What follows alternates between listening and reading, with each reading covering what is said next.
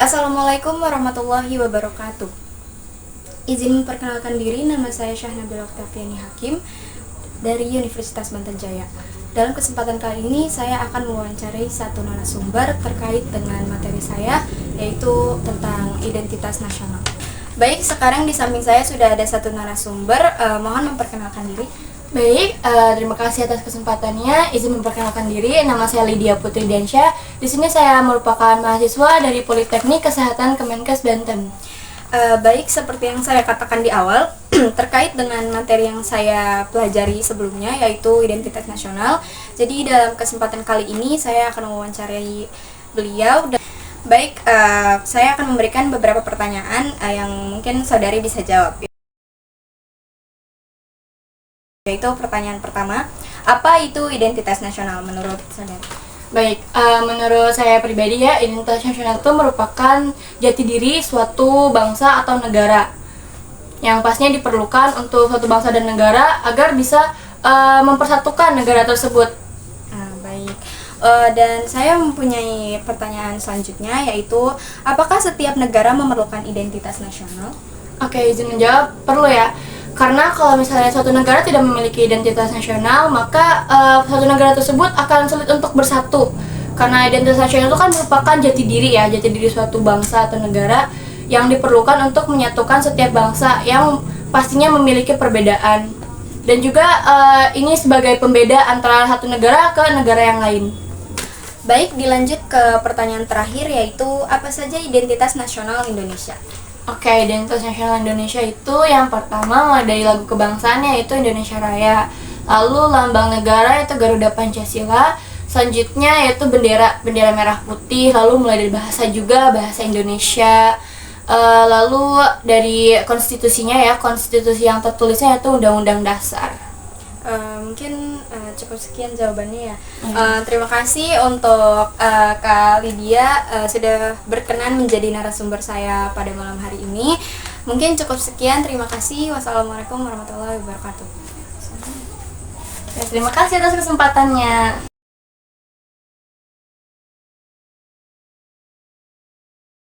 Assalamualaikum warahmatullahi wabarakatuh. Ya, di sini saya Mufliha bersama narasumber saya, Miss Bila. Ya, ini Miss Bila ini salah satu tenaga kesehatan di boarding Mandua Kota Serang yang berstatus sarjana farmasi ya, Miss. Ya, di sini saya akan mempertanyakan tentang pencegahan narkoba ya, Miss, dan efeknya ya. Nah, Miss, menurut Miss, efek yang paling berat narkoba ini untuk siswa itu apa ya, Miss?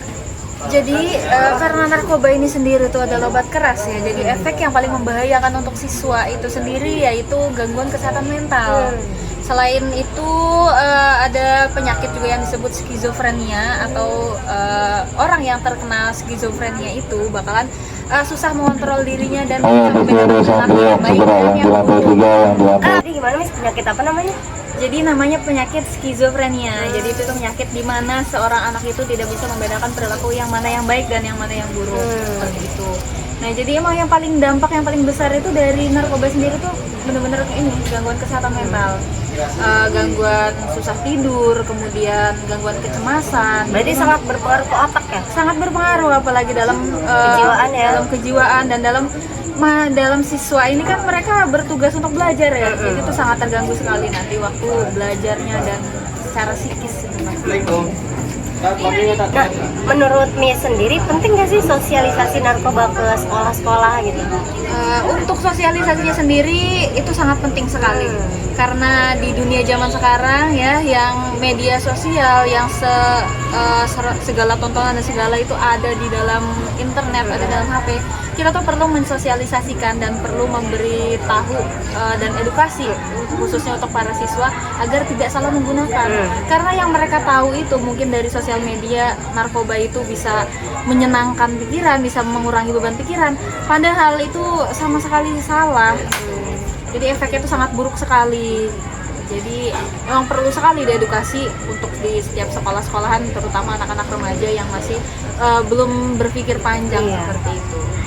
Ya, mungkin Miss ini pertanyaan udah cukup sampai situ aja.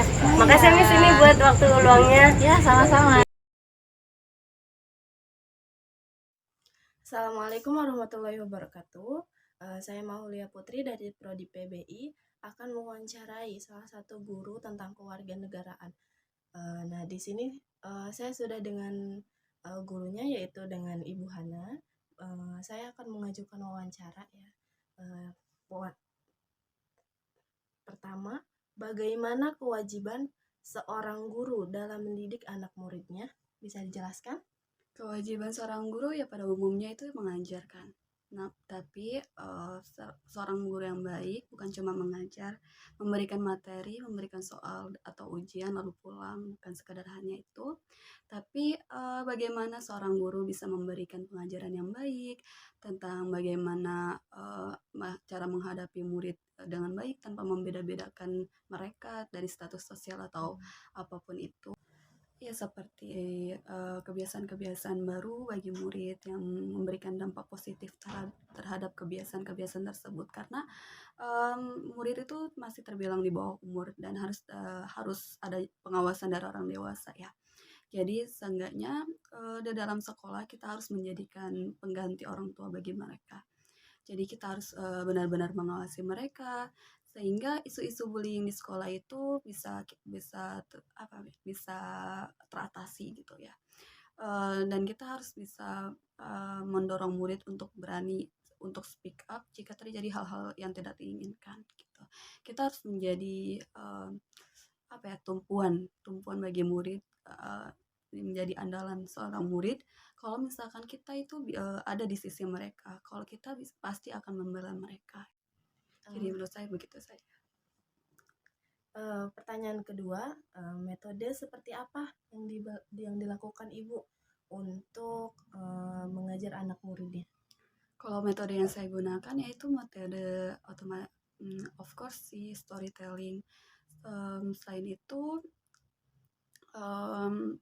ada ice break juga. Jadi selain kita nggak melulu membahas soal pelajaran gitu, namun diselang-seling gitu loh buat nge-refresh otak murid supaya nggak jenuh ya benar, supaya nggak jenuh biar murid juga bisa enjoy gitu.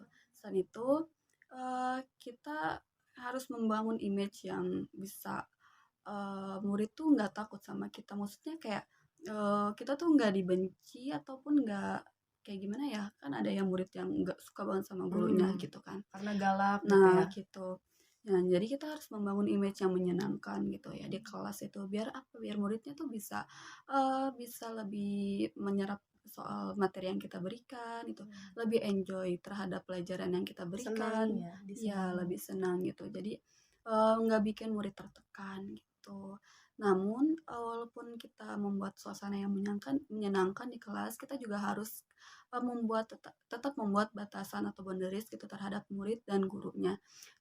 Batasan ini penting bagi dalam lingkungan sekolah karena kita emang tidak ingin ditakutin, namun kita emang tidak ingin orang lain takut, tapi kita bisa mungkin membuat murid itu merasa segan terhadap kita. Jadi tidak ada kata seenaknya walaupun kita asik nih ya. Gimana caranya kita dekat sama murid tapi tidak membuat anak murid itu mengelunjak atau di luar batasan gitu. Kita tetap membuat batasan terhadap itu. Baik, itu saja yang hanya saya tanyakan. Terima kasih telah meluangkan waktunya untuk wawancara ini. Assalamualaikum warahmatullahi wabarakatuh.